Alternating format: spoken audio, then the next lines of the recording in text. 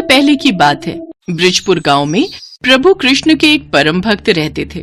वो दिन रात भगवान कृष्ण की भक्ति में लगे रहते थे और नित्य प्रतिदिन भगवत गीता पढ़ते थे। उनके परिवार में उनका 5 साल का बेटा रहता था। एक दिन उन संत को पास के ही गांव से भागवत कथा पढ़ने का न्योता आया। वो जाना तो नहीं चाहते थे, लेकिन फिर भी उन्हें जाना पड़ा। भागवत पर जाने से पहले रामपाल ने अपने बेटे मनु से कहा, बेटा मनु, मैंने रोटी बनाकर रख दी है, पहले लड्डू गोपाल को भोग लगा देना, फिर तुम खुद भी खा लेना। जी पिताजी। रामपाल वहां से चला गया। इसके बाद मनु ने थाली में भोग लगाया और भगवान कृष्ण के आगे वो थाली रख दी और उनसे हाथ जोड़कर कहने लगा, ये लीजिए प्रभु, भोग ग्रहण कीजिए। लेकिन कुछ देर बाद भी मनु ने देखा कि खाना वैसे के वैसा ही रखा हुआ है। फिर वो बड़ी ही मासूमियत से कृष्ण जी से कहता है, प्रभु आप भोजन कर लीजिए ना, आप भोजन करेंगे तभी मैं भोजन खाऊंगा, नहीं तो पिताजी मुझे बहुत डांटेंगे। उस बालक की बात सुनकर कृष्ण जी को उस पर दया आ गई और वो बाल रूप में वहां प्रकट हुए और भोजन करने लगे। ये देख मनु बहुत खुश हुआ।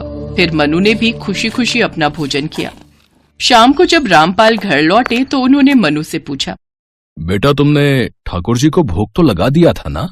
हाँ पिताजी, और उन्होंने सारा खाना खा भी लिया था। ये बात सुनकर रामपाल मुस्कुरा दिए। अब ये रोज का ही नियम हो गया था। रामपाल सुबह भोजन बनाकर चले जाते और मनु कृष्ण जी को भोग लगा देता और कृष्ण जी बाल रूप में आकर भोजन ग्रहण कर लेते। एक दिन मनु अपने दोस्तों के साथ खेल रहा था। खेलते खेलते उसे याद आया, कान्हा जी को भोग लगाने का समय हो गया, वो बेचारे भूख के मारे रो रहे होंगे, मुझे घर जाकर उन्हें भोग लगाना होगा। मनु जल्दी से घर आता है और कान्हा जी को भोग लगाता है। ऐसे ही एक दिन रामपाल ने सोचा, ये मनु रोज जो भोग लगाता है, क्या वो सचमुच में बाल गोपाल ग्रहण करने आते हैं? आज कुछ भी हो, इस बात का पता तो लगाना ही होगा। उस रोज रामपाल ने लड्डू का भोग बनाया और मनु को बोले, मनु भगवान को भोग लगा देना, मैं भागवत पढ़ने जा रहा हूँ। इसके बाद वो बाहर निकल गए और चुपके से खिड़की से झांक कर देखने लगे। उन्होंने देखा जैसे ही मनु ने भोग लगाया तो कृष्ण भगवान बाल रूप में आकर लड्डू खाने लगे। रामपाल दौड़ते हुए अंदर आए। उनके आते ही कृष्ण भगवान ने लड्डू गोपाल बाल प्रतिमा का रूप धारण कर लिया। रामपाल रोते हुए कहने लगे, प्रभु आखिर मेरी भक्ति में ऐसी कौन सी कमी रह गई जो आपने मुझे दर्शन नहीं दिए और इस बालक को हर रोज दर्शन दिए। तभी एक आकाशवाणी हुई, वत्स, बालक का मन सच्चा है, उसके मन में कोई छल कपट नहीं है, इसी कारण मैं इसके समक्ष प्रकट हुआ। जो भी सच्चे दिल और भक्ति से मुझे याद करता है, मैं उसके समक्ष प्रकट होता हूँ। रामपाल को समझ आ गया कि भगवान क्यों उस नन्हे से बालक को दर्शन देते हैं। बस उसी दिन के बाद से भगवान श्री कृष्ण के लड्डू गोपाल स्वरूप की पूजा अर्चना होने लगी।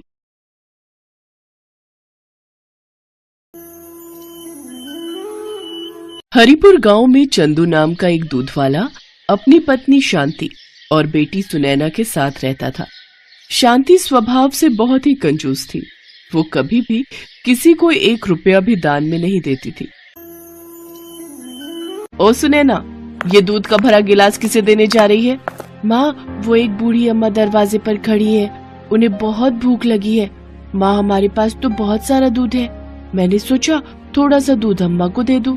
बड़ी आई गरीबों में फालतू का दूध बांटने वाली। ला इधर ला ये दूध का गिलास। पता है कितना महंगा दूध है ये? पाव भर दूध ऐसे ही दे दूं। और ये सब छोड़, तू जाकर ये मक्खन गांव में बेच कर आ। सुबह दूध बेचने गई तो मेरे पैरों में अभी तक दर्द हो रहा है। और कभी कोई कहे कि मक्खन के पैसे तेरे बापू को देंगे तो तू साफ बोल देना कि ये हिसाब अलग है और तेरे बापू अभी 8-10 दिन बाद ही शहर से लौटेंगे, तब तक इंतजार थोड़ी करेंगे। ठीक है माँ। सुनैना मक्खन बेचने चली जाती है। मक्खन ले लो मक्खन, ताजा ताजा मक्खन। अरे सुनैना बेटी, आज तू मक्खन बेचने आई है? सुबह दूध शांति दे गई थी। तेरे बापू घर पर नहीं है क्या? हाँ काकी, बापू कुछ दिनों के लिए शहर गए हैं। माँ सुबह दूध बेचने आई थी पर उनके पैरों में दर्द था, इसलिए अब मैं मक्खन बेचने निकली हूँ। अच्छा, ला 1 किलो मक्खन कर दे। और फिर इसी तरह सुनैना गांव में मक्खन बेचकर घर लौटी। उसके पास बहुत सारे पैसे थे। ये देखकर शांति खुश हो गई। अरे वाह, सुबह दूध की भी अच्छी कमाई हो गई और अब साथ ही साथ मक्खन भी बहुत अच्छे दामों में बिक गया। माँ, जब तक बापू नहीं आते तब तक मैं मक्खन बेच आऊंगी, इससे तुम्हें आराम मिलेगा। ठीक है, पर मक्खन अच्छे दामों में बेचना ताकि हमारी अच्छी कमाई हो। अब सुनैना रोज मक्खन बेचने जाने लगी। एक दिन सुनैना मक्खन बेचने जा रही थी। रास्ते में राधा कृष्ण मंदिर पड़ा। सुनैना कुछ देर आराम करने मंदिर की सीढ़ियों पर बैठ गई। तभी उसे मंदिर में पंडित जी द्वारा कही जा रही भगवान कृष्ण के बाल्यकाल की कथा की आवाज आई। यशोदा मैया भगवान कृष्ण के लिए रोजाना माखन निकाल कर रखती, पर कृष्ण को माखन इतना प्रिय था कि वो अपने मित्रों के साथ गांव की गोपियों का भी माखन चुराकर खा जाते थे। गांव में जिस घर भी माखन बनता था, कृष्ण अपने सारी सखाओं के साथ झट से पहुंच जाते और ताजा ताजा मटकी का माखन खा लेते थे। कृष्ण को माखन बहुत प्रिय है। पंडित जी, क्या भगवान कृष्ण को आज भी माखन का भोग लगा सकते हैं? हाँ बेटी, क्यों नहीं। भगवान कृष्ण तो प्रेम के भूखे हैं और माखन तो उन्हें बहुत पसंद है। पर गांव के लोग केवल जन्माष्टमी पर ही भगवान कृष्ण को माखन खिलाते हैं, और दिनों में कोई माखन नहीं लाता। पंडित जी, चिंता मत कीजिए, अब मैं रोजाना कृष्ण के लिए माखन लेकर आऊंगी। ये लीजिए पंडित जी, मेरे पास बहुत सारा माखन है और इसमें से थोड़ा सा भगवान कृष्ण को खिला दीजिए। जीती रहो बेटी, खुश रहो। अब सुनैना रोजाना ही जब मक्खन बेचने जाती तो थोड़ा माखन भगवान कृष्ण के लिए निकालती और उसके बाद बचा हुआ माखन बेच देती। माँ, ये लो आज के माखन के पैसे। क्या बात है सुनैना, आजकल तू माखन के बहुत कम पैसे दे रही है, कहीं तू पैसों को खर्च तो नहीं कर देती? नहीं माँ, मैं तो सारा माखन बेच कर आती हूँ। वो तो लग रहा है गाय भैंस दूध पतला दे रही है, इसी कारण माखन कम निकलता है। कुछ तो गड़बड़ है, मुझे इसका पीछा करना होगा। जरूर सुनैना मेरे से झूठ बोल रही है। शांति सुनैना का पीछा करती है। सुनैना मंदिर के आगे जैसे ही रुकती है, शांति उसका हाथ पकड़ लेती है। ये तू मंदिर में कहाँ जा रही है? मैं तुझे माखन बेचने के लिए भेजती हूँ या खेलने के लिए? चल, अब से मैं भी तेरे साथ माखन बेचने जाया करूंगी। अकेले तू इधर उधर खेलती रहती है। अब क्या करूं, माँ तो मेरे साथ है। अब तो मैं मंदिर में राधा कृष्ण को माखन भी नहीं खिला सकती।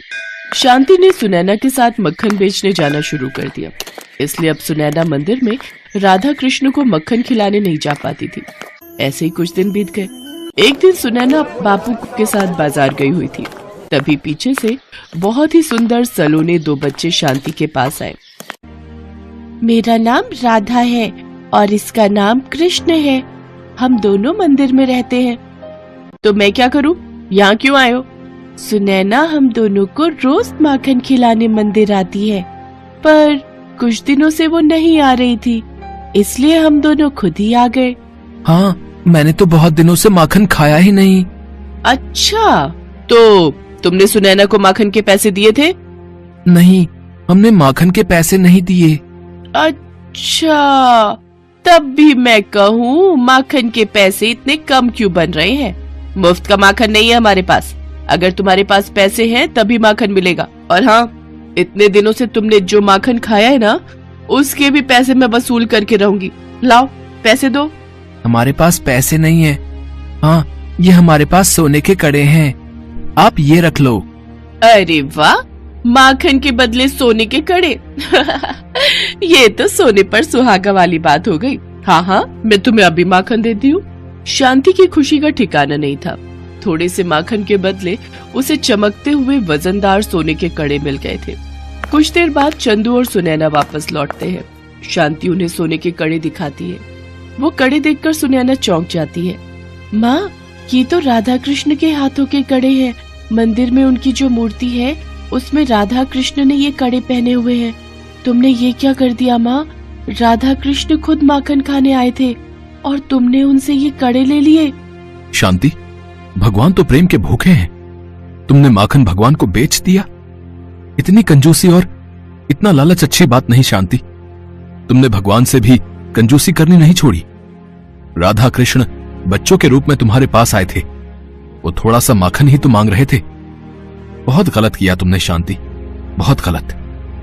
वो तो भगवान थे, किसी साधारण बच्चे के साथ भी तुम्हें ऐसा व्यवहार नहीं करना चाहिए।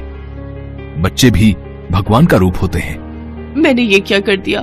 मैंने राधा कृष्ण को माखन बेच दिया, जबकि मैं जानती थी कि सोने के कड़े के दाम ज्यादा है। मैंने उन्हें साधारण बच्चे समझकर लूट लिया।